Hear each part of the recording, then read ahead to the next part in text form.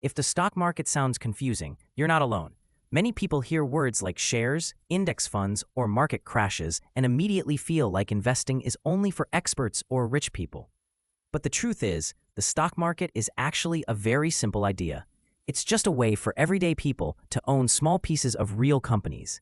In this video, I'll explain what the stock market is, how it works, and how you can start investing step by step, even if you're watching this for the first time. Before we begin, this video is for educational purposes only and is not financial advice. Now, let's get started.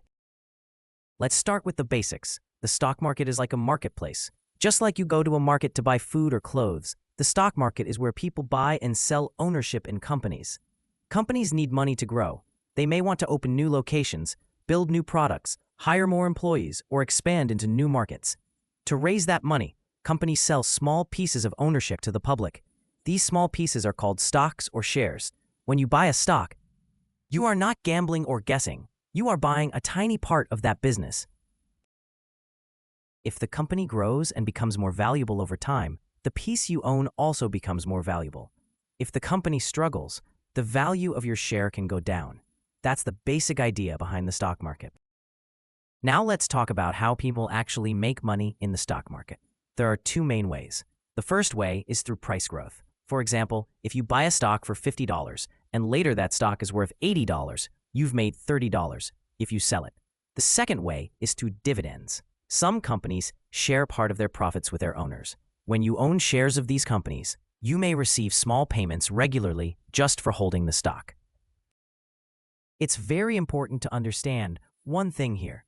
In the short term, the stock market goes up and down. Prices move every day, sometimes for reasons that don't even make sense. This is normal. The stock market is not a straight line upward like a savings account. It's more like a bumpy road. But historically, over long periods of time, the overall market has tended to grow. Now let's talk about the easiest way for beginners to invest, because this is where many people get confused. When you start investing, you basically have two options. One option is buying individual stocks, which means picking specific companies one by one.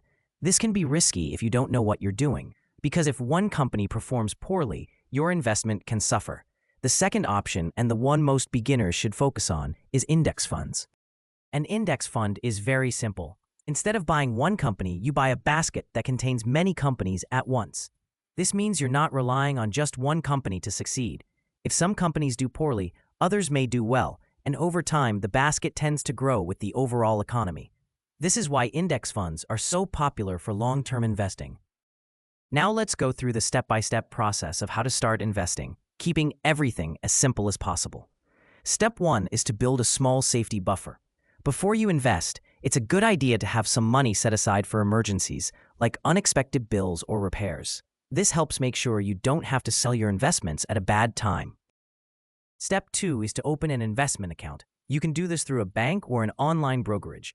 This account allows you to buy and sell stocks or index funds. Depending on where you live, there may be special investment accounts that offer tax benefits, but the main idea is the same. It's an account designed for investing.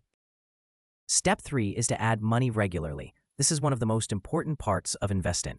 You don't need a lot of money to start. Even small amounts, like $25 a week or $100 a month, can make a big difference over time. The key is consistency. Investing regularly matters much more than investing a large amount once. Step 4 is to choose a simple, broad index fund. You don't need to overthink this. A fund that holds many companies gives you diversification and reduces risk. You don't need to constantly buy and sell or try to time the market. Step 5 is to stay invested and ignore the noise. This is often the hardest part for beginners. The news will always talk about market crashes, interest rates, or economic problems. Long-term investors succeed by staying calm, continuing to invest, and giving their money time to grow.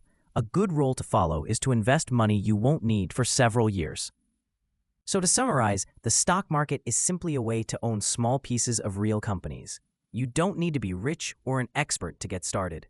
Start small, invest regularly, stay patient, and let time do the work for you.